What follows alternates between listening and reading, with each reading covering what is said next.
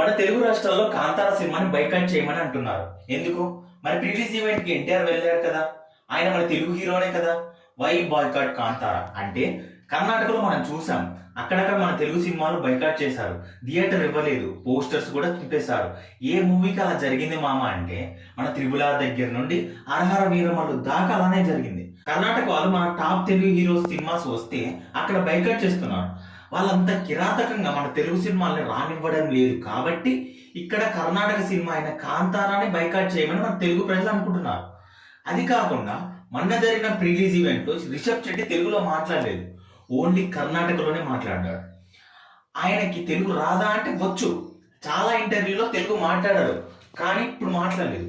మరి కాంతార ప్రీలీజ్ ఈవెంట్ కి ఎన్టీఆర్ ఎందుకు వెళ్ళాడు అంటే ఎన్టీఆర్ మూవీ అయిన దేవర సినిమా కర్ణాటకలో ప్రీ రిలీజ్ ఈవెంట్ కి రిషబ్ శెట్టి రావడం జరిగింది.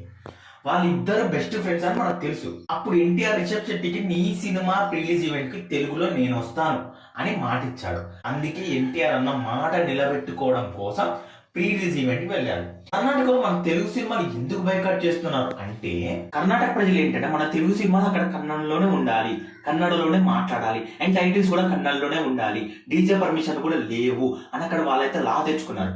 చాలా మన తెలుగు సినిమాలు అక్కడ ఏ ప్రాబ్లం లేకుండా రిలీజ్ అయ్యాయి. మొన్న వచ్చిన వాటి కూడా బాగానే రిలీజ్ చేసుకున్నారు. బైకాట్ ఎందుకు చేయలేదు?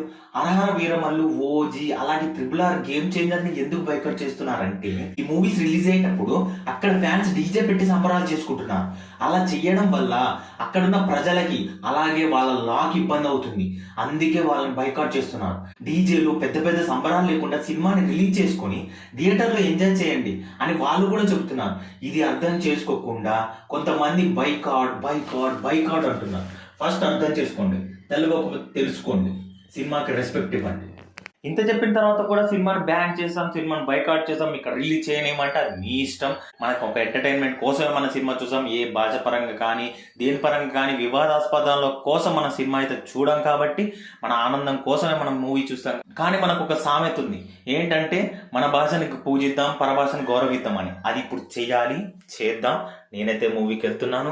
మీరు ఎంతమంది మూవీకి వెళ్తున్నారో కింద కామెంట్ చేయండి. వీడియో నచ్చితే లైక్ చేయండి. ఇలాంటి మరిన్ని వీడియోల కోసం నా ఛానల్ ఇప్పుడే సబ్స్క్రైబ్ చేయండి. Thank you for watching.